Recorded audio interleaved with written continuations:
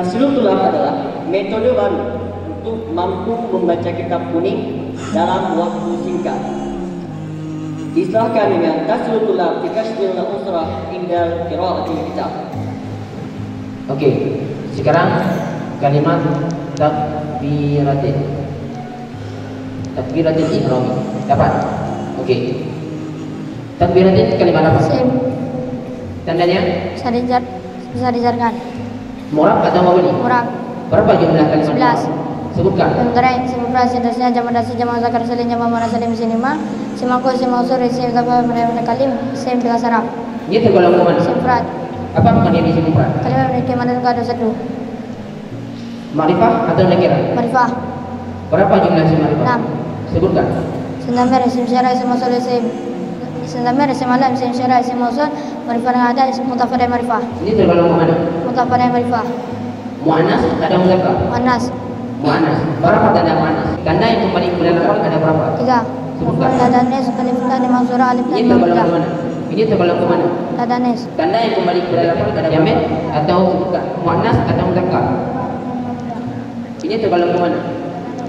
Jamak atau mustaq? Mustaq. Apa pengertian isim mustaq? Isim yang diambil dari kalimat lain. Berapa jumlah isim mustaq? 10. Sebutkan. Isim fa'il, isim maf'ul, isim tafdhil, isim balagah, isim musyabah, isim zaman, isim lasim, maka masdar mimim, masdar fi'il, selain sulasim jarad. Takbiratu i'rabnya apa? Mas i'rab. I'rabnya ataf. Ataf. Ataf terbagi berapa? 2. Sebutkan. Ataf nasab dan ataf bayan. Ini tergolong ke mana? Ataf nasak. Apa pengertian ataf nasab? Ataf nasak yaitu ataf di antara matu-matu lainnya diselingi oleh orang ataf. Oke, terima kasih. Pertanyaan yang ketiga kategori huruf. Siapa yang mau bertanya? Oke. Yang mana?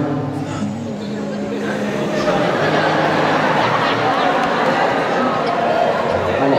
Huruf. Minas salati. Oke. Minas salati. Min.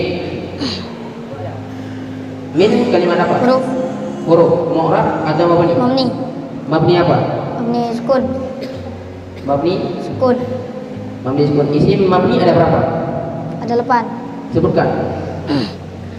Bimadi bin lamar bin garim samunan tokin dan niswa. Isim damir, isim syarah, isim mausul, isim istifham, huruf. Huruf terbagi berapa? 3. Sebutkan. Huruf yang terkhusus pada isim, terkhusus pada fi'il, tidak terkhusus pada keduanya. Ini tergolong ke mana? Terkhusus pada isim. Min hurufnya amalnya apa? Menjarkan isim. Yang berapa? Yang pertama. Oke, terima kasih kami ucapkan kepada Tuan Deni Mulani. Oke, silahkan dipersilakan kepada tempat duduknya. Assalamualaikum warahmatullahi wabarakatuh.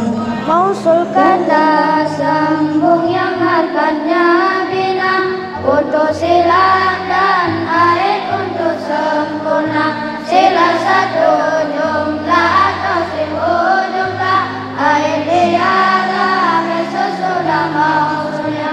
Mausul nasna, mausul mustarak namanya, itulah dua pembahagiannya. Allati allatani alladina, allati allatani allawati. Mausul mustarak inilah contohnya. Al-mahayu al-zudah jangan lalu lupa. Mausul nas khusus yang berakal gunanya. Mausul mustarak bisa semua benda.